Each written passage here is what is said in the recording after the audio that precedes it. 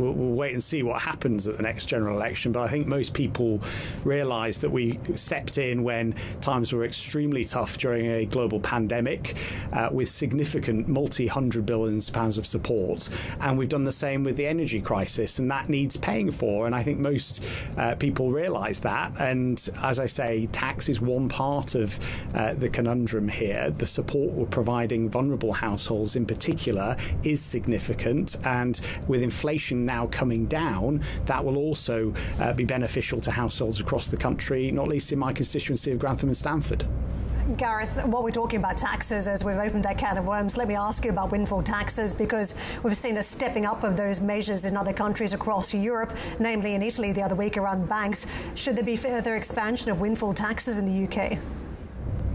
Well, we've got an energy price levy on the exceptional profits of oil and gas companies. It's one of the highest levels of taxation on oil and gas companies. But we've also put in place a mechanism that says that when the prices fall for oil and gas, that the energy price levy will reduce. But critically, there is an investment allowance element to it, that if profits are reinvested in our economy, in new projects, we will be able to give some of that tax back to those companies. We're aware of other windfall taxes around the world, but you point out banks, they're already paying, we believe, a very fair share of taxation in our economy, and particularly given the contribution they make, not just to our economy, but to our competitiveness as a country. So we're very comfortable with where we are in terms of taxation. I think I just heard a sigh of relief from the banks across the UK as you said that. Let me come back to the inflation numbers. I want to ask you about the role of Brexit here, because a quarter of food imported from the EU, from Europe, there is a fear that the prices we're seeing on the supermarket shelves are much higher because of some of the red tape we're still seeing from the imports side. In terms of the inflation rate that Cantor was saying that they're seeing the latest 4 weeks, running at about 12.7%.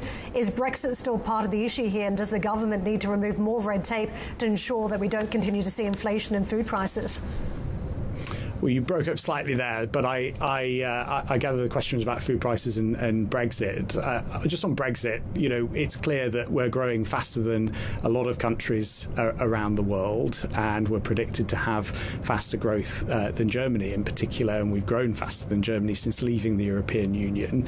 And we're taking opportunities as a result of leaving the opportunities, such as joining CPTPP, expanding our trade, reducing regulations. So Brexit is an opportunity for the United Kingdom, and we honoured that referendum result and have moved forward from it.